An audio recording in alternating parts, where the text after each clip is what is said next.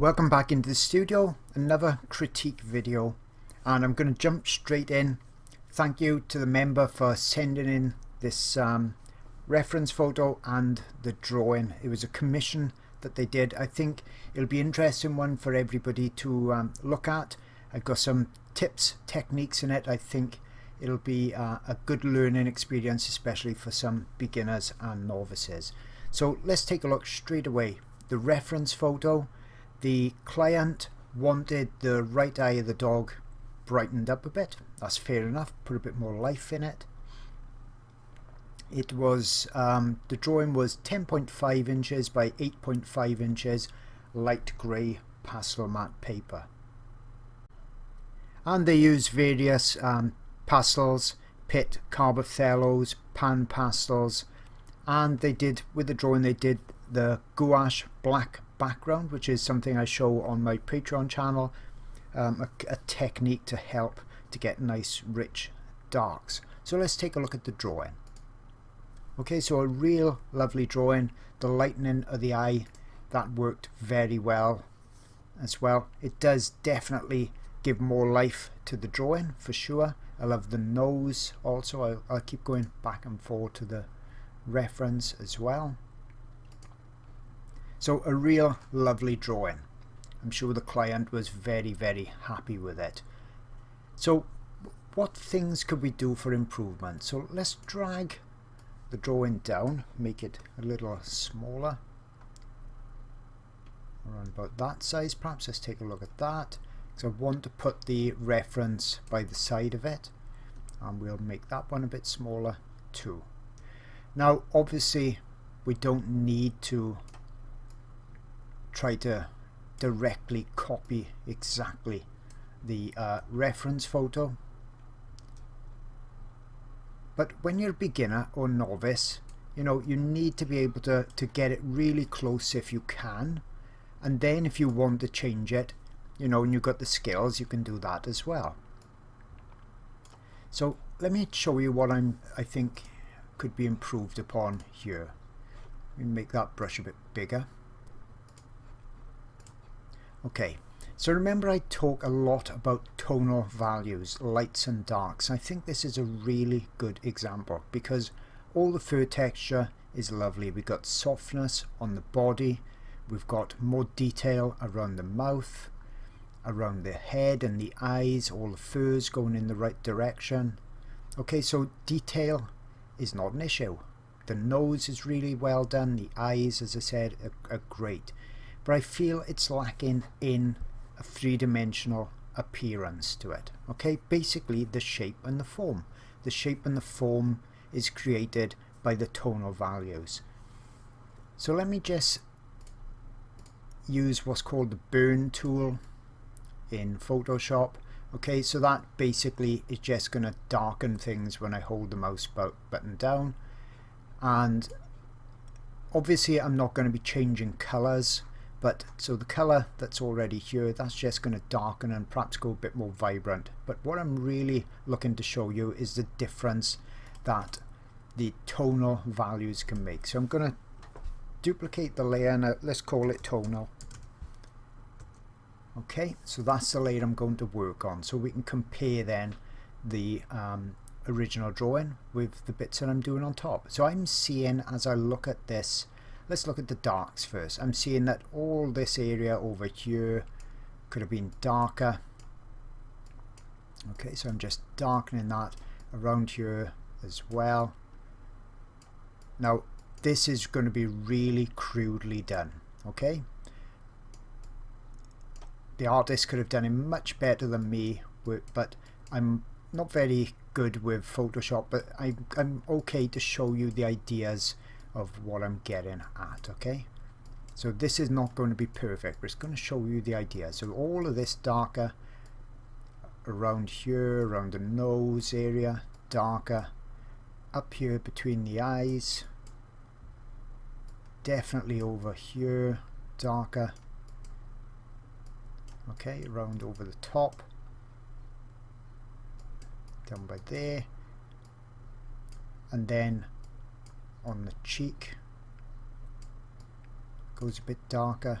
So you see I'm like painting now with tonal values, lights and darks. The lights are already there, I'm going to be concerned about that. So the muzzle down here, around under the nose.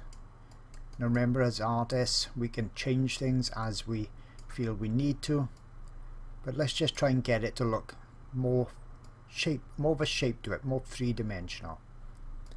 Under the eye, as I said, the colours I'm putting on are not correct, but I'm just looking at the tonal value. Okay, so let's see how that's looking. Okay, a bit more under there, darkness, because remember that the fur on top is also sitting on the muscles and the skeleton, so that's why we've got the shape. Now the body by here, this could all go a bit darker too, down here, and where the artist has got it black in the corner, as you can see on the reference, it's more of a grey. Okay, more of a grey, and then it's got some of these slightly these sandy colours in there as well. Okay, but I'll leave it black for now, but we could go a bit darker in here. Okay, as I said, it's just roughly done. The blanket, that's, I love all of that. Could have gone a bit darker perhaps there, but that's really well done. And then on the hairs there, I like it if they kind of almost disappear into the background. Okay, now what about a few highlights perhaps? So let's switch this brush. I just finished that.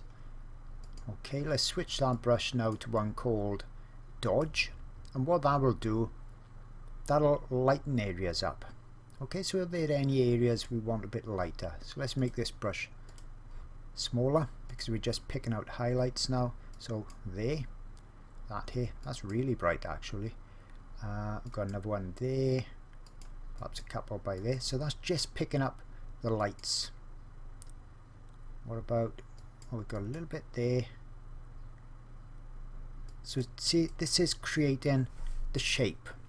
Okay, this is what lots of artists miss out on, and it's absolutely the most critical. They get wrapped up a lot in detail. They think the biggest problem they've got is detail. Now here we've got it lighter there, as you can see, because the light is zinging from, where's it by, in front I'd say, and down here. So we've got a side window, it's catching the light here, it's catching on the nose there, and it's also catching here. See on the blanket? It's also catching in there, and that, when it's all together, that all makes sense. It all makes it, the light is zinging across. Yeah. And we've also got a couple of little bits down here. Let me change to a smaller brush, because as I said, what I'm putting on is quite crudely done,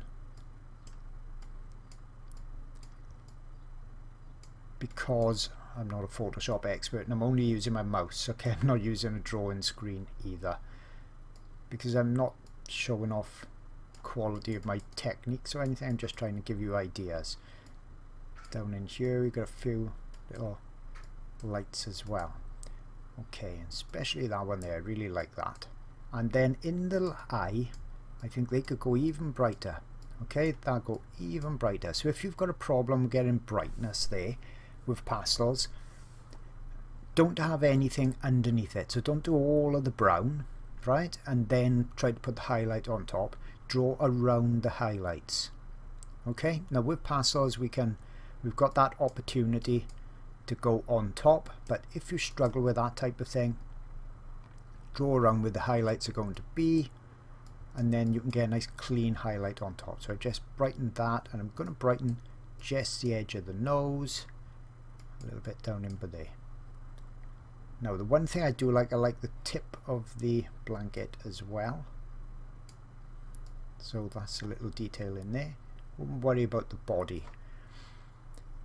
Okay, I think I'll take, if we look at the highlights, and just darken that down there, because that's really much more in shadow by there. Okay, so that's about 2 minutes work. 2 or 3 minutes work. So let's take that off and look at the original drawing, because I haven't done much. All I've done is looked at the areas that needed to go that little bit darker, okay, and areas that needed to go that little bit lighter. And let's take it off, and that's the original drawing. So you can see everything is lacking really in the darkness. Okay, it's all a bit too bright. Now the other thing you can do is print out your reference photo and then fold it. That's why I keep telling people, fold it. If you're using a print, get a good quality print. You don't need an expensive printer or anything like that. Just get half decent quality photo paper, print it out properly, get it so there's a good likeness, put it over your drawing at the early stages, fold it and judge, is this area here dark enough or not? And when you fold it and you put it on there, it'll become very apparent very quickly whether it needs to be adjusted, lighter, darker. So let's have a look at my adjustments again. As I said, the colours are wrong. The artist could have made my colour, you know, more accurate than my colours, and this is just an idea showing, you know, the difference, the way it looked different with the correct tonal values in there. And notice as well this bit of blanket down here that I mentioned, that little crease by there, the artist got it nice and light, but don't put any grey under there. Okay, don't put any grey under there, and just go in with a pure light, and then it would have looked more like that. And you've got that really interesting lighting effect, and the shadows, the tonal values being correct, make the animal look a lot more real. Now something else I would do, so let's duplicate that layer again, is to actually blur, make that bit smaller, blur this body edge here. Okay, and that can make a big difference too, because now rather than looking at this light body against the dark background, if I take it off, you see that's it sharp, that's it blurred. So now the sharpness is all about the eyes and the nose and the dog's head. Yeah, that's what you want. You don't want the eye going and looking at these little wispy hairs over here. So to get that blur, just blend it with your finger along the direction that you've got the actual top edge. Just rub it across that top edge and that'll blur that out for you. Okay, so let's take a last look again at the differences, and in fact let's make it all a bit bigger because you can see it a little bit better then if we view it full screen.